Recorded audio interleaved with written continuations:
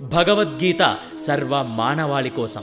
ద్వితీయోధ్యాయః గురూన్ హత్వా హి మహానుభావాన్ శ్రేయో భోక్తుం భైక్ష్యమపీహ లోకే హత్వార్థకామాంస్తు గురూనిహైవ భుంజీయ భోగాన్ రుధిరప్రదిగ్ధాన్.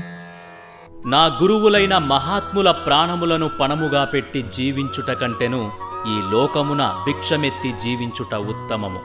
ప్రాపంచిక లాభమును కోరుచున్నప్పటికిని వారందరూ పెద్దలే. వారిని వధించినచో మేము అనుభవించు సమస్తము రక్త పంకిలమగును. శాస్త్రాదేశములననుసరించి హేయ కార్యములకు పాల్పడుతూ యుక్తాయుక్త జ్ఞానమును కోల్పోయినట్టి గురువు త్యజింపదగినవాడు.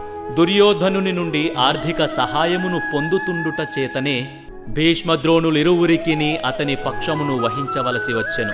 కాని కేవలము అట్టి ఆర్థిక కారణముల చేత వారట్టి పరిస్థితిని అంగీకరించకుండా ఉండవలసినది. ఇట్టి పరిస్థితులలో వారు గురువులుగా తమ గౌరవమును కోల్పోయిరి. అయినను వారు తనకు గౌరవించదగ్గ పెద్దలేనని వారిని వధించి భౌతిక లాభములను అనుభవించుట కేవలము రక్తసిక్తమైన వాటిని అనుభవించుటయే అగునని అర్జునుడు భావించెను.